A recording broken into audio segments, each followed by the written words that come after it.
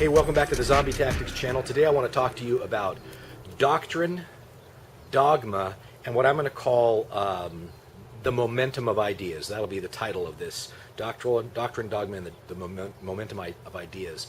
And this was going to be, when I initially started thinking about doing this video, this was going to be part of the Gun Fu series, and I'm going to be using a lot of firearms analogies for what I'm going to be talking about. But really, when I think about it, it involves so many things that are happening on this channel right now, because it has to do with the way that you validate information that comes to you, how you think about things yourself, and in what kind of context you hold information, and in what kind of context you apply information. Now, what I'm specifically thinking about is something that's come to my attention as I've been doing a whole bunch of firearms training this year, and it is how people with different backgrounds make different assumptions about what are valid and invalid techniques having to do with handgun, rifle, shotgun, and other firearms techniques, manipulations, and tactics. And it generally goes something like this. There are guys from the military who their entire thought process tends to be within the context of a military engagement. Even if they're making a conscious attempt to think about things like a citizen encounter, getting robbed at the liquor store kind of thing, they tend to go back to that military frame of mind whenever they're thinking about something. So their techniques, their manipulations, they all tend to have a military frame of reference, and that's to be understood because they've been in the military. People that have been in law enforcement for a while and now they're firearms training, the same thing happens. Their frame of reference tends to go right towards that. I'm a cop on the beat. Maybe I've got a partner. Maybe I can call in support or back up. Maybe I can't. But it's very directed towards that. So whereas in a military type thing, you'll see the rifle as your primary focus for your primary firearm. You go to a law enforcement officer, he starts to see that pistol as his primary firearm. And then you have people who don't have that military or that law enforcement background, but they're still great trainers, and their entire frame of reference, it's very oriented towards a citizen in self-defense, but maybe not knowledgeable about things like team tactics and stuff like that, and a lot of the information that they have or what they try to teach about that doesn't make sense in that context.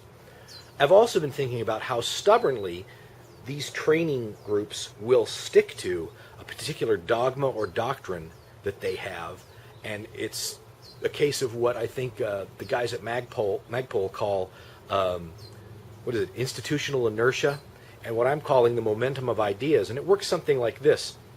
You're in the military or any organization. We're social animals, and one of the things we do is we look to authority figures when we're trying to learn something, and we adopt the knowledge that's given to us by those authority figures. Now, sometimes we can be critical about that knowledge, and sometimes we can't. You get yourself into a military unit, you're a recruit, you go to a drill instructor who is the man, and you will do it this way, you maggot, and everything that comes out of his mouth is not information that is to be challenged in any way. And if you're going to be successful in the military to some large degree, you better be emulating the attitudes, beliefs, you're going to be using the techniques, the terminology, everything that drill instructor or any other instructor in the military imparts to you. You get out of the military, you have that military frame of reference. Now you maybe go to another military or paramilitary organization. You're now a police officer. You're a part of a room full of cadets. You're at the post academy, and there's a guy who's, a sergeant, a lieutenant or something. Again, another authority figure who you are supposed to emulate and copy, and you're not supposed to openly question what this authority figure has to offer to you.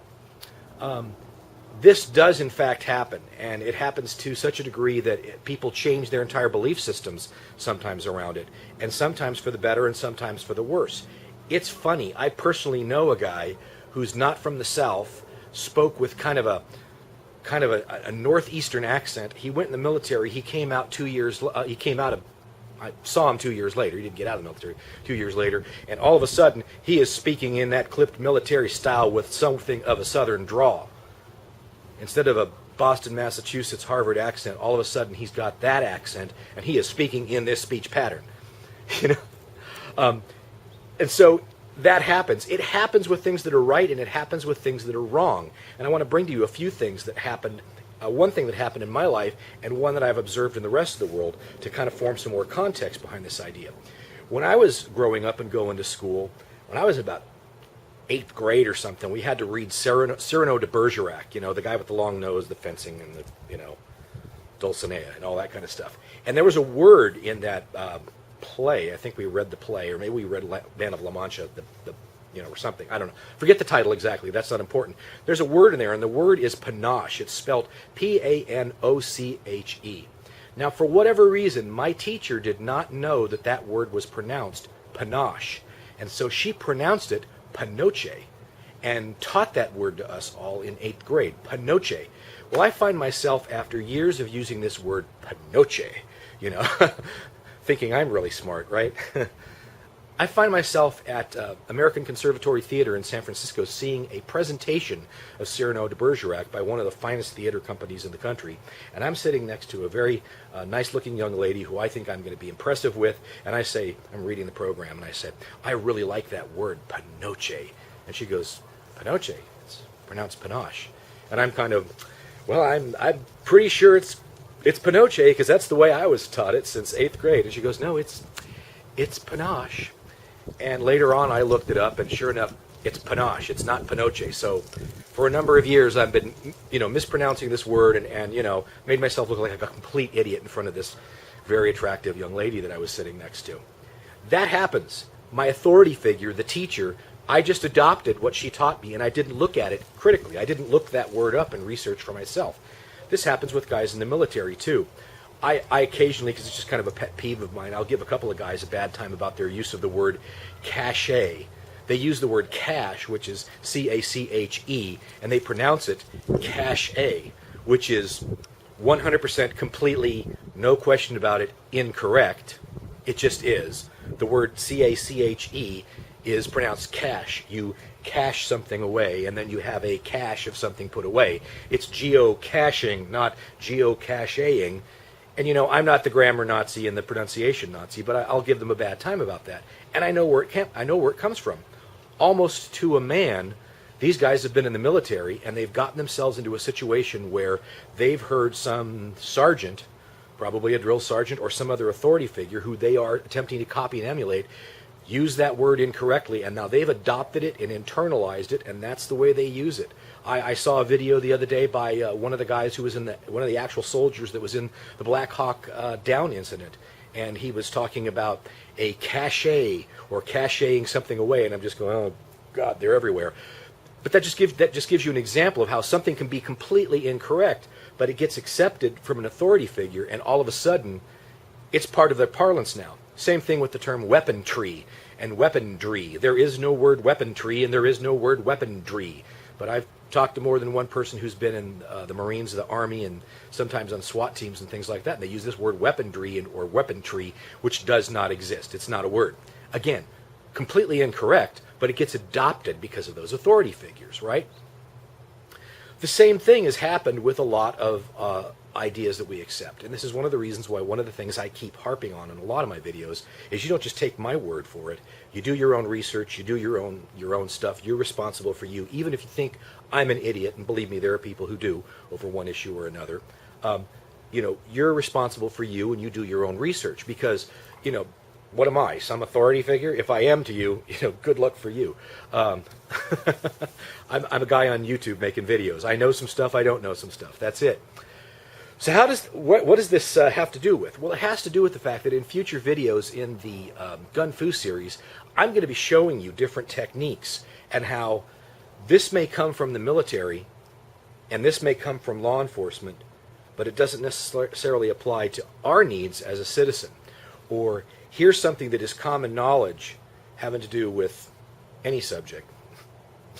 Some that are controversial, where guess what? We can determine that there is reason to believe that everything that everybody knows about it might not be as 100% true as you think. And I don't mean tinfoil hat stuff. I don't mean like the government putting RFID chips in your head and beaming signals into your brain kind of things.